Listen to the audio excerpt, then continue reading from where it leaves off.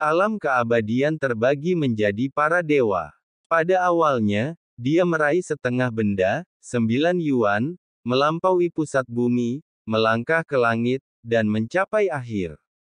Meskipun prajurit Taiksu tampaknya banyak jumlahnya. Faktanya, kebanyakan dari mereka adalah tubuh yang tidak berjiwa, jadi hidup atau mati mereka tidak menjadi masalah.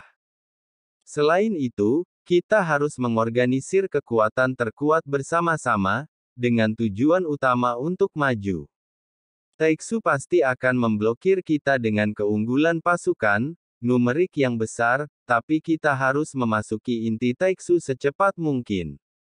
Sejauh yang saya tahu, mereka memiliki Raja Abadi Taiksu yang kekuatannya adalah keabadian ilahi tingkat kelima. Xiaoyan menceritakan informasi yang dia ketahui sehingga semua orang dapat mengetahui situasi di medan perang sebelumnya.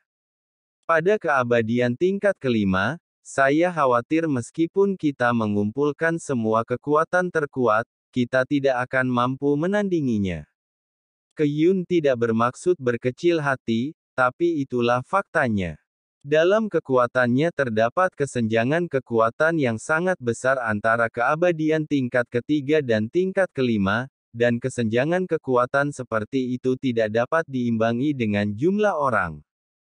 Raja Taiksu ini tidak perlu khawatir, apa yang telah diajarkan padaku untuk menghadapinya. Aku ingin semua orang menyerang inti mereka. Xiaoyan berkata perlahan. Qiyun juga sedikit mengernyit dan menatap Xiaoyan dengan serius. Apakah ada yang lebih kuat dari keabadian tingkat kelima ini? Semua tindakan dari ketiadaan Laut Barat hingga Taiksu ketiadaan Timur diarahkan oleh satu orang. Untuk menangkap pencurinya, tangkap rajanya terlebih dahulu. Orang ini adalah yang mulia kedua Taiksu, bernama Xuanxing, yang telah mengambil ratu. Tujuan dalam pertempuran ini adalah membunuhnya. Meskipun dia melakukan kontak singkat dengan Xuanxing, rencana orang ini sangat dalam. Kekuatannya masih di level God of War untuk saat ini, tapi begitu dia menutup matanya, orang seperti ini akan membuat kemajuan pesat dengan kecepatan yang luar biasa. Kekuatan macam apa yang dimiliki yang mulia kedua? Mungkinkah dia juga berada di tingkat kelima? Qiyun bertanya dengan ekspresi serius. Dewa yang bertarung, melawan dewa yang bertarung. Tidak hanya Qiyun, tapi juga banyak sosok di sekitarnya, semuanya, tanpa kecuali, menunjukkan ekspresi yang sangat terkejut. Dewa petarung memimpin sekelompok dewa abadi. Keabadian bumi Xiaoyan sebelumnya memerintahkan keabadian 50.000 dewa, tetapi tampaknya dia belum dewasa di depan dewa perang ini. Xiaoyan mengenalinya dan mengangguk sedikit. Kekuatannya tidak disembunyikan aura yang begitu lemah hingga rasanya dia bisa meledakkannya hanya dengan satu tarikan napas.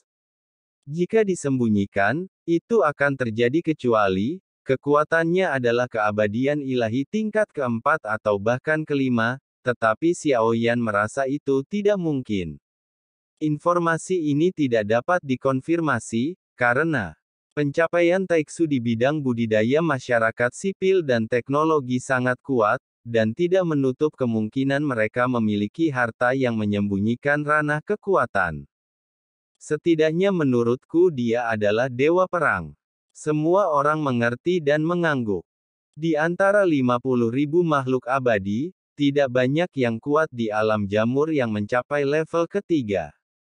Ketika hanya selusin dari mereka berkumpul, mereka dapat membentuk kekuatan tempur yang cukup mengesankan.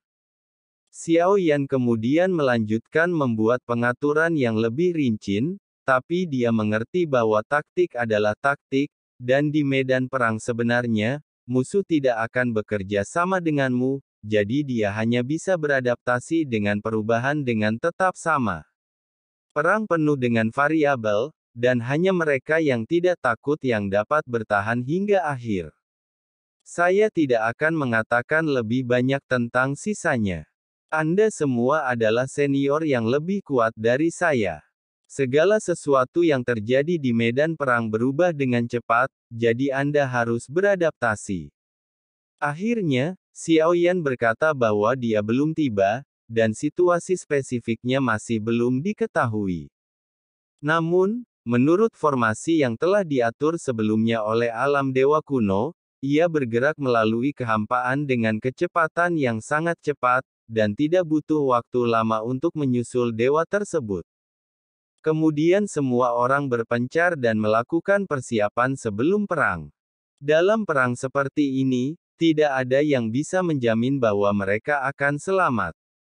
Mereka hanya bisa berhati-hati dan berusaha semaksimal mungkin. Bagaimanapun, alam dewa kuno diperintah oleh ratu, dan perang ini mungkin sudah diduga oleh ratu. Pengaturan, persediaan ramuan, dan ramuan semuanya sudah siap. Mereka bahkan mengeluarkan senjata yang tak terhitung jumlahnya untuk menyerang. Meskipun itu bukan harta karun, itu masih bisa membantu sampai batas tertentu. Puluhan ribu orang masing-masing mencari kekurangan mereka. Xiao Yan berjalan melintasi geladak dan melihat ke depan. Ikuti aku, tidak cepat atau lambat. Dia berjalan melewati Yunzi tanpa memandangnya. Hanya berkata dengan lembut. Ke Yun bergerak sedikit, dan tangan yang memegang pedang tidak terasa tegang. Melihatnya lagi masih bisa membuat jantungnya berdetak lebih cepat. Penampilannya tidak berubah, dan dia bahkan mengenakan jubah polos, yang hampir tidak bisa menyembunyikan sosok langsingnya. Tampaknya pikiran dan pikirannya terjebak pada momen itu selamanya. Berjalan ke depan Xiao Yan memandangi lautan kehampaan dengan lingkaran cahaya mengalir di ruang depan. Tapi tidak apa-apa. Xiao Yan bertanya. Hubungan kedua orang sebelumnya tidak jelas dan tidak jelas. Yu Yun menundukkan kepalanya dan tidak memiliki ekspresi khusus di wajahnya.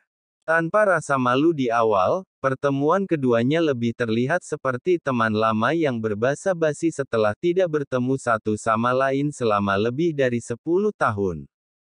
Seperti yang Anda lihat, ada masalah di dunia kita yang harus diselesaikan atau semuanya akan musnah. Xiao Yan bergumam, waktu telah berlalu, sepertinya segalanya telah berubah tetapi sepertinya tidak ada yang berubah. Saya benar-benar tidak menyangka Anda bisa tumbuh untuk menyelamatkan dunia atau bahkan negara. Aku masih ingat bahwa di dalam gua itu aku bisa membunuhmu begitu saja. Yun sedikit mengangkat sudut mulutnya, seolah mengingat beberapa kenangan yang membuatnya merasa bahagia. Apakah kamu masih sendirian setelah bertahun-tahun? Xiao Yan bertanya. Yun tampak tidak senang, seperti cangkang.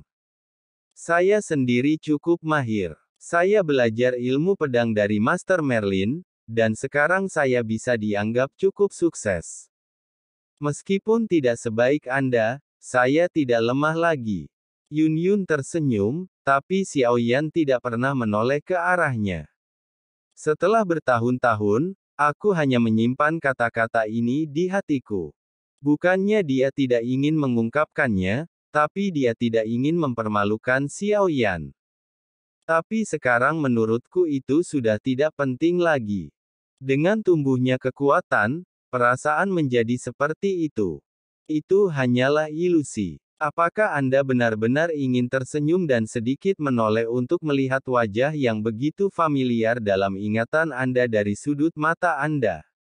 Tentu saja, Guru Meiling telah mengajari saya bahwa segala sesuatu mempunyai sebab dan akibat. Salah itu salah. Ketidakcocokan antara air dan api sudah pasti, sudah ditentukan. Bagaimana kalau kita melakukan yang lain setelah ini selesai? Xiao Yan bergumam. Tidak masalah bagiku kalau kamu punya banyak istri. Tidakkah mereka keberatan? Yun berkata sambil tersenyum. Sekarang tidak ada rasa iri saat mengatakan ini, tapi lebih seperti lelucon. Xiao Yan tersenyum lembut, tapi dia tidak mengerti arti lebih dalam kata-kata dari Yun. Setelah menggelengkan kepalanya, Xiao Yan berangkat dan meninggalkan Bahtera, menemukannya secara acak dan duduk bersila. Melihat sosok Xiao Yan yang pergi, senyuman Yun Yun perlahan membeku.